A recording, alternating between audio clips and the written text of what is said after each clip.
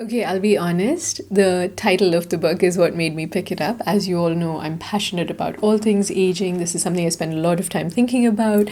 And the title of the book is Stupid Things I Won't Do When I Get Old. I really enjoyed this book. One of the best things about it was that it's written in these short essay styles, and then he also quotes a lot of other authors and other pretty esteemed opinions on and books and other articles on getting older. So overall, I'd give this book 4.5 stars out of 5. There were just a few things that I just thought he was a little bit heavy-handed on, but he's an essayist and he's a New Yorker, so I wouldn't expect anything else. It didn't leave me feeling like, oh my god, I don't want to grow old. Like, no, it was very much like, all right, I got this.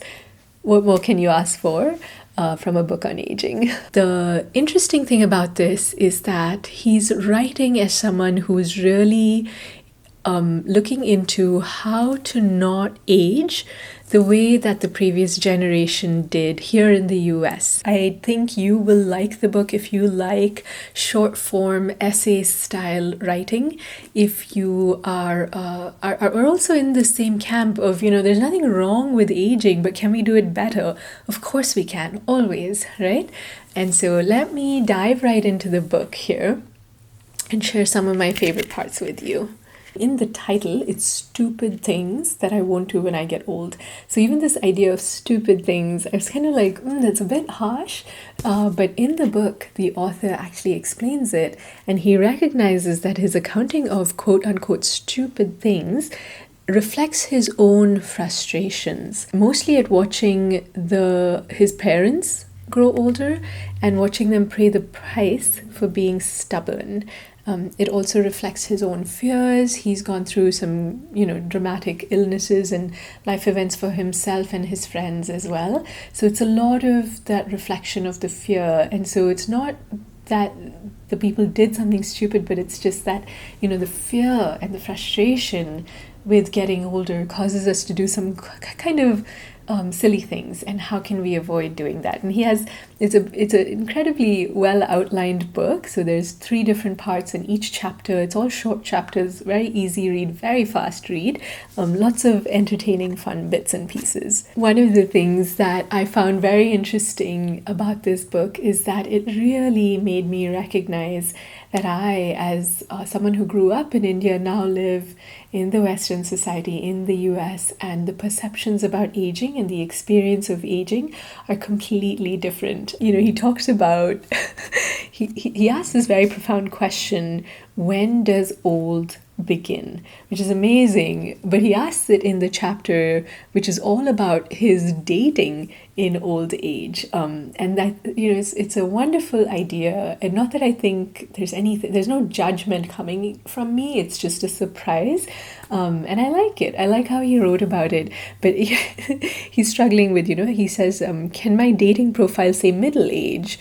So we're definitely in a different culture, in a different time. Maybe it has nothing to do with culture, maybe it's just the times are changing. And yes, we do have to, in the US or in society, think about what it's like to go on a date when we're older. How do we present ourselves? How do we navigate that whole world of finding love again? So he begins with the very first chapter, chapter 1, with I won't color my hair. And he talks about a doctor that he's been seeing for years and years. And this doctor, distinguished looking gentleman, has like the salt and pepper look. And then one day he shows up for his appointment, and this doctor's like completely colored his hair a whole different color, and it's jet black. And he says, I wonder who had given him such terrible advice, and really, where were his loved ones? The doctor did not look younger. He looked like someone desperately trying to appear younger. I know that a lot of you find my opinions quite critical when it comes to this topic, but hopefully this helps you understand why. It's about celebrating age. That really is all it boils down to.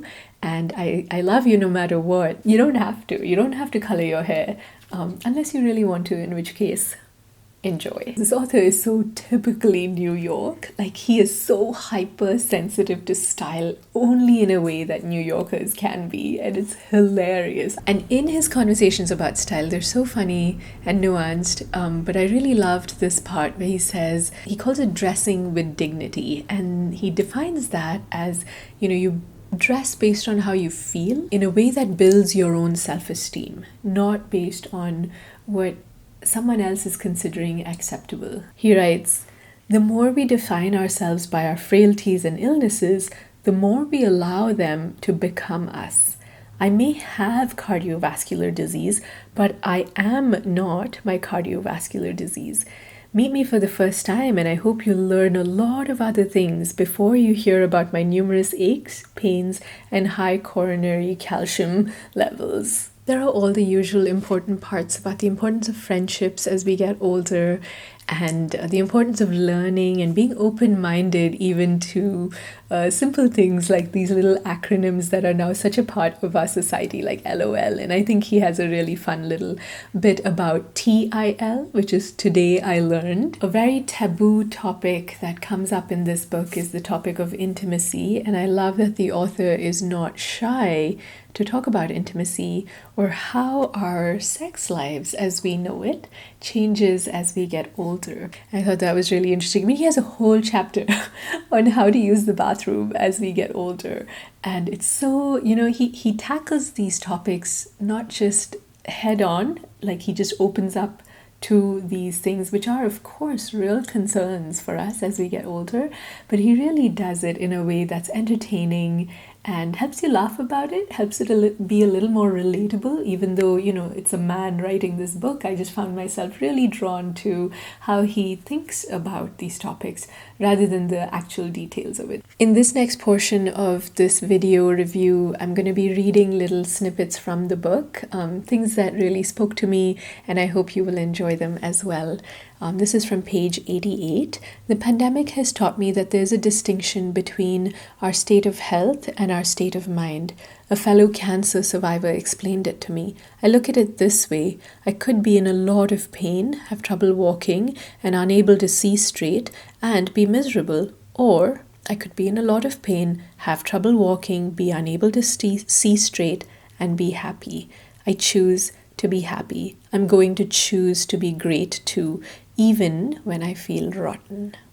He says, "I won't worry about what I can't control, grow less afraid of the what ifs, and stop dwelling on them, and I start to enjoy the right now again.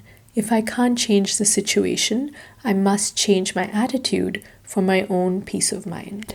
One of the chapter titles is "I Won't Resist Getting a Hearing Aid." It's really wonderful how vulnerable he is and how he talks about he doesn't want to get this hearing aid. And I'm going to read for you. "They're uncomfortable, they're ugly, they whistle, they hurt, they don't work in a large group. And I thought it would make me seem old and undesirable." And then he goes on to just having that awareness that not being able to hear what's going on around him shouts, "I'm old," way louder than having on a hearing aid does. Part 3 is all about stupid things I won't do at the end.